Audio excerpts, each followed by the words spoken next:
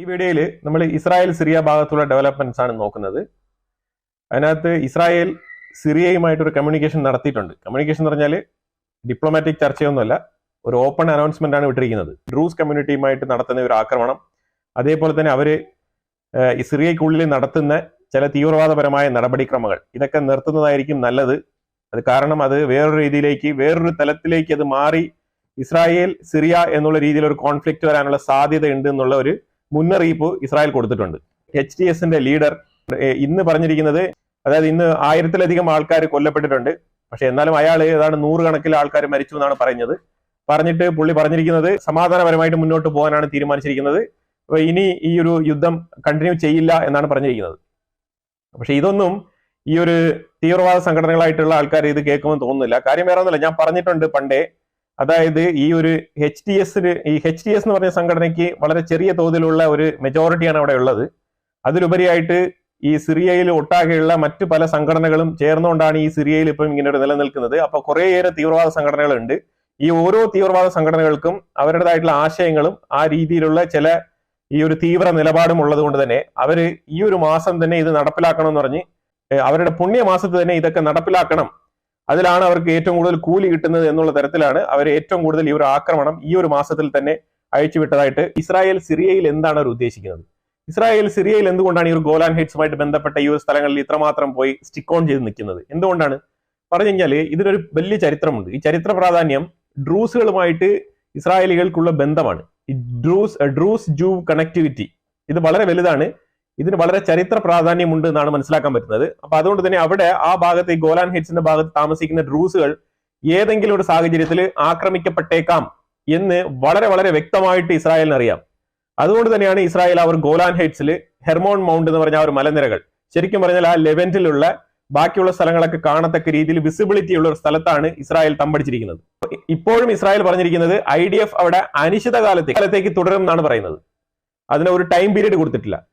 സിറിയയുടെ ഭാഗത്ത് നിന്ന് പല തവണയായിട്ട് ഇസ്രായേൽ പിന്മാറണം, സിറിയയുടെ ഭാഗത്ത് നിന്ന് സിറിയയുടെ ബഫർ സോണിൽ നിന്ന് പുറകിലോട്ട് പോകണം, അനധികൃതമായി കൈയേറി വെച്ചിരിക്കുന്ന സ്ഥലം വിട്ടുകൊടുക്കണം എന്നൊക്കെ പറഞ്ഞുകൊണ്ടിരിക്കുന്നുണ്ട്. പക്ഷെ എന്നാലും ഇത് ഇസ്രായേൽ ഒരു രീതിയിൽ മുഖവിലേക്ക് എടുക്കാത്തതിന്റെ കാരണം വേറെ ഒന്നുമല്ല, ഈ ഡ്രൂസ് കമ്മ്യൂണിറ്റി ഇപ്പോഴല്ലെങ്കിൽ ഇച്ചിരി കഴിഞ്ഞെങ്കിലും ആക്രമിക്കപ്പെട്ടേക്കാം.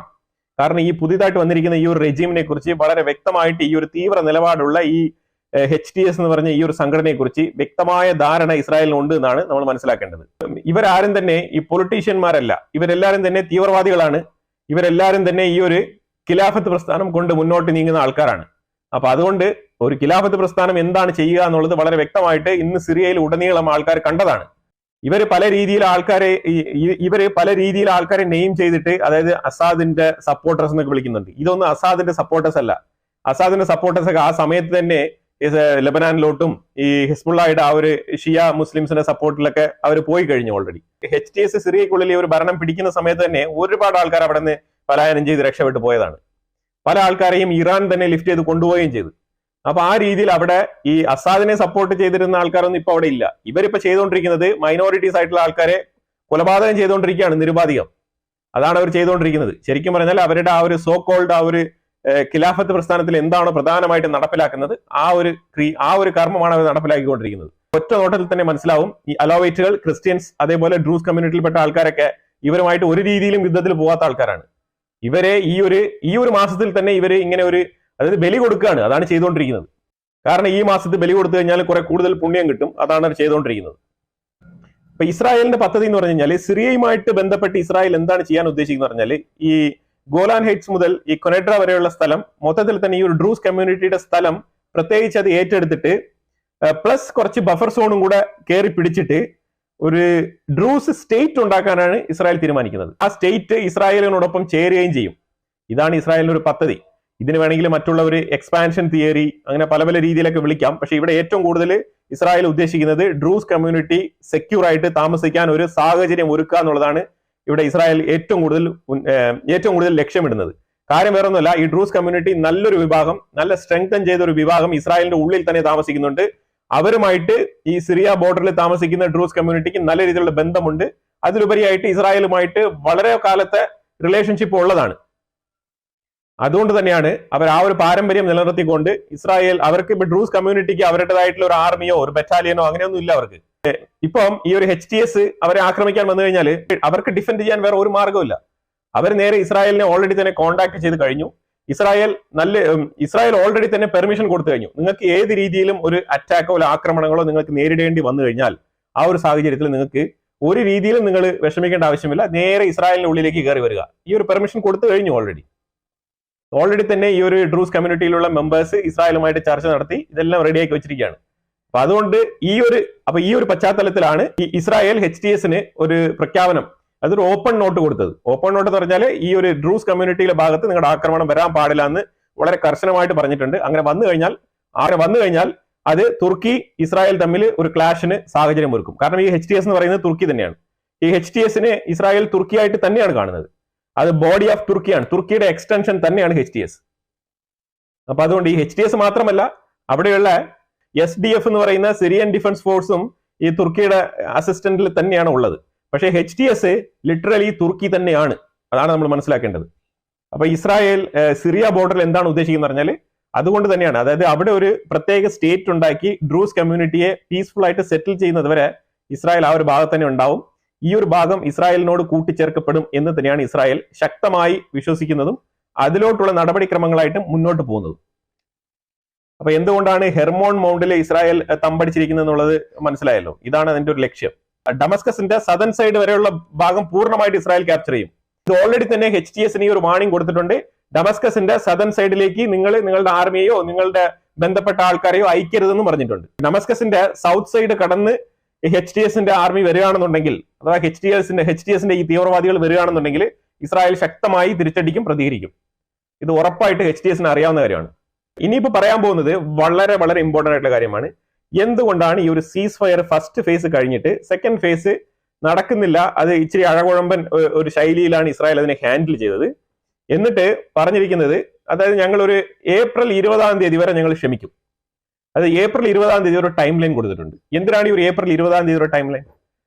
അമേരിക്കൻ ഭാഗത്ത് നിന്ന് പല രീതിയിലുള്ള ബാക്ക്ഡോർ ചർച്ചകളൊക്കെ നടക്കുന്ന ഒരു സാഹചര്യത്തിൽ തന്നെ ഞാനൊരു വാർത്ത ശ്രദ്ധിച്ചായിരുന്നു, ഏതോ ഖത്തറിനെ ഈ ഒരു നെഗോസിയേഷനിൽ നിന്നൊക്കെ മാറ്റി എന്നൊക്കെ പറഞ്ഞു. ഖത്തറിനെ നെഗോസിയേഷനിൽ നിന്ന് മാറ്റിയിട്ടൊന്നുമില്ല. A to Z ചർച്ചകൾ മൊത്തത്തിൽ ഖത്തറിൽ തന്നെയാണ് നടക്കുന്നത്. ഇൻഫാക്ട് ഈ ഒരു അമേരിക്കയുമായിട്ടുള്ള ഹമാസിന്റെ സീക്രട്ട് ചർച്ച പോലും കോർഡിനേറ്റ് ചെയ്തതും ഓർഗനൈസ് ചെയ്തതും ഖത്തറാണ്. ഖത്തറിന് ഈ ഒരു വിഷയത്തിൽ നിർണായകമായിട്ടുള്ള റോൾ ഉണ്ട്. അങ്ങനെ ഖത്തറിനെ ഒന്നും ഇങ്ങനെ പകുതി വഴിക്കൊന്നും എവിടെയും എടുത്തെറിയാൻ കഴിയില്ല എന്നുള്ളതാണ്. ഖത്തറിന് വേണമെങ്കിൽ മറ്റുള്ള ജിയോ പൊളിറ്റിക്സ് രംഗത്തിൽ ഖത്തറിനെ വേണമെങ്കിൽ മറ്റുള്ള ജിയോ പൊളിറ്റിക്സ് ഏരിയയിൽ മിഡിൽ ഈസ്റ്റിൽ ഒരു ഇമ്പോർട്ടൻസ് കൊടുക്കാത്ത രീതിയിൽ വേണമെങ്കിൽ മാറ്റി നിർത്താൻ പറ്റും. അല്ലാതെ ഖത്തറിനെ ഒരിക്കലും ഈ ഒരു ഹമാസ് ഇസ്രായേൽ ഈ ഒരു സീസ് ഫയർ ഡീൽ, ഈ ബന്ദികളെ വിട്ടുകിട്ടാനുള്ള ചർച്ച, ഇതിൽ നിന്നൊന്നും മാറ്റി നിർത്താനേ കഴിയില്ല എന്നുള്ളതാണ്. ഇത് അൺഅവോയ്ഡബിൾ ആണ്. അതാദ്യം മനസ്സിലാക്കുക. ഞാൻ പല വാർത്തകളും ഇത് ശ്രദ്ധിച്ചായിരുന്നു. ഇതേപോലെ ഖത്തറിനെ അങ്ങ് മാറ്റി നിർത്തി, ഖത്തറില്ലാത്ത ഒരു മിഡിൽ ഈസ്റ്റ് ഇല്ല. ഖത്തറിന് വളരെ നിർണായകമായ റോളുണ്ട്. ഖത്തർ പൊട്ടൻഷ്യലി തന്നെ ഖത്തർ ഇപ്പൊ സൗദി അമേരിക്കയ്ക്ക് ഓഫർ ചെയ്തതിനേക്കാളും ഒരു ഡബിൾ എമൗണ്ട് US ഓഫർ ചെയ്ത് കഴിഞ്ഞാൽ US അവിടെ നിൽക്കും. നമുക്ക് എല്ലാവർക്കും അറിയാം, ഈ ഒരു ബിസിനസ്മാൻ ആയിട്ടുള്ള ട്രംപ് ഈ ഒരു ഓഫറൊക്കെ കേട്ട് കഴിഞ്ഞാൽ അവിടെ അപ്പൊ തന്നെ സ്വിച്ച് ഇട്ട് നിൽക്കുന്ന പോലെ നിൽക്കും. എന്നിട്ട് ഞാൻ വേണമെങ്കിൽ സൗദിക്ക് വരുന്നില്ല, ഞാൻ ഖത്തറിലേക്ക് എന്റെ ഫസ്റ്റ് വിസിറ്റ് മാറ്റാമെന്ന് വരെ പറയാൻ ഒരു പക്ഷേ ട്രംപിനെ കൊണ്ട് ചിലപ്പോൾ സാധിച്ചേക്കും.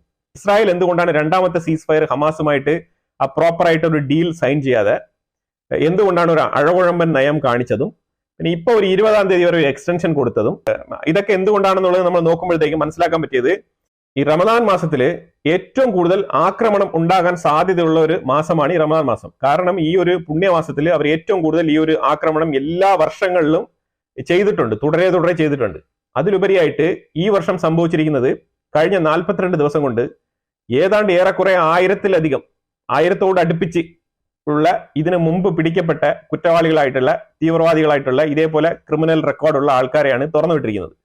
അപ്പൊ ഇവരെല്ലാരും കൂടെ ഈ ഒരു ജെറുസലേം ടെമ്പിളിൽ തീർച്ചയായിട്ടും ഈ ഒരു അലക്സ മോസ്കിൽ ഇഫ്താർ അഥവാ ഈ ഒരു മഗ്രിബ് പ്രാർത്ഥനയ്ക്കൊക്കെ ഈ ഒരു എല്ലാ പ്രാർത്ഥനയ്ക്കും ഈ അലക്സ മോസ്കിന്റെ കോമ്പൗണ്ടിലേക്ക് ആൾക്കാർ തടിച്ചു കൂടുന്ന ഒരു അവസ്ഥയാണ്.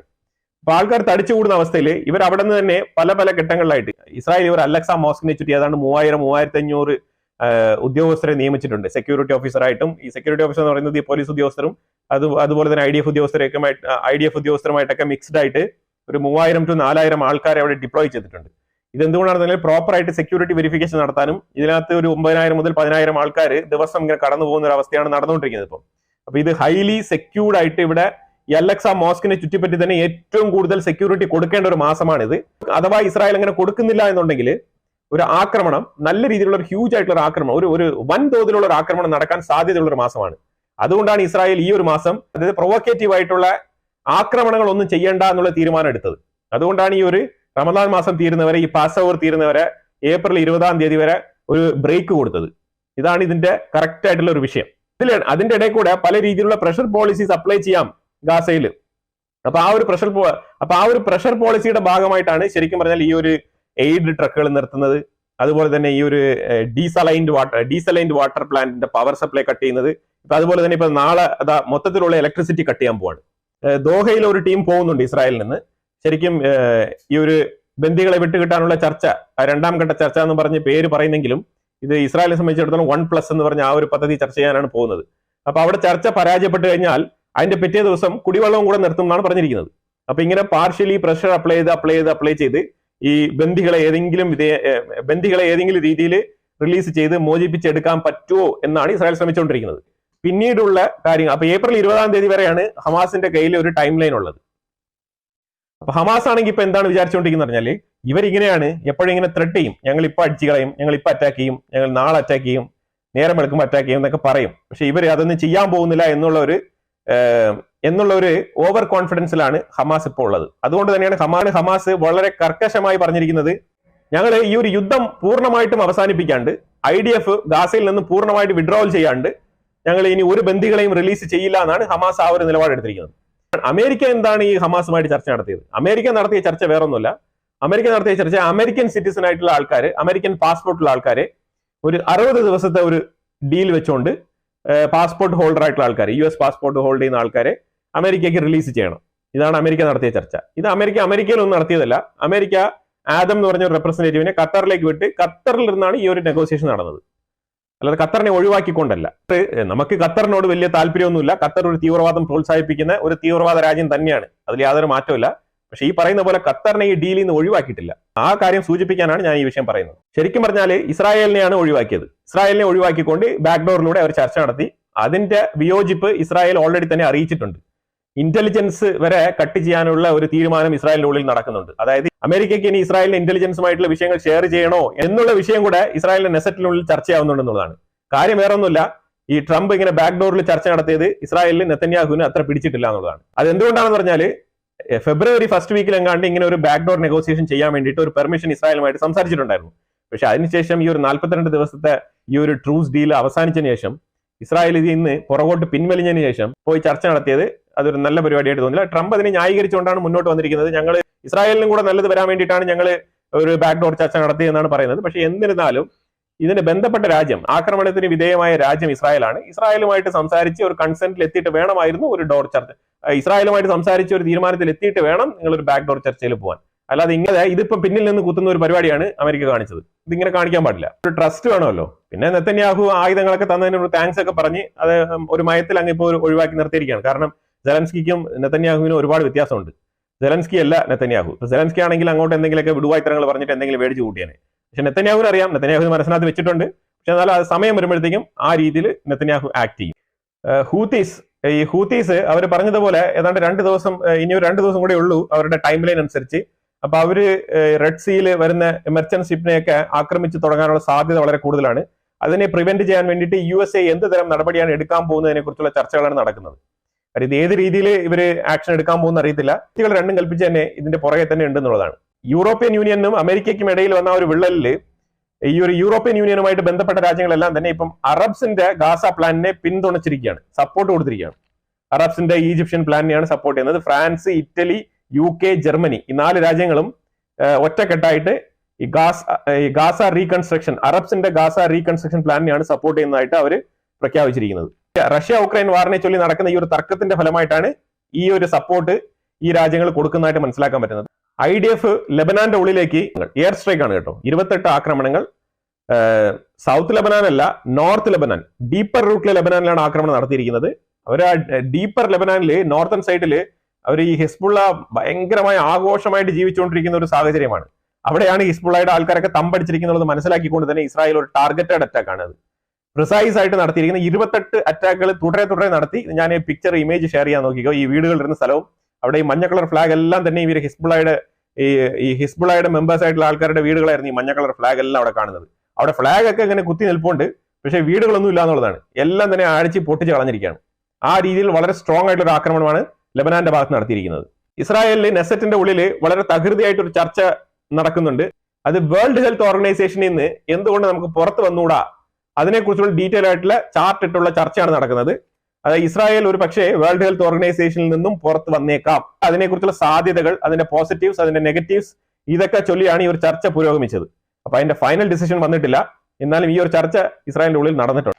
നെതന്യാഹുവിന് AG ആണല്ലോ, അറ്റോർണി ജനറലാണ് ഏറ്റവും കൂടുതൽ ഇപ്പോൾ ഒരു തലവേദനയായിട്ട് മാറിക്കൊണ്ടിരിക്കുന്നത്. കാരണം തുടരെ ഇങ്ങനെ സിറ്റിംഗ്സിന് വിളിച്ച് കോടതിയിൽ ഇങ്ങനെ സ്ഥിരമായിട്ട് ഇങ്ങനെ ഒരു ഹിയറിംഗിന് വിളിച്ചുകൊണ്ടിരിക്കുകയാണ്.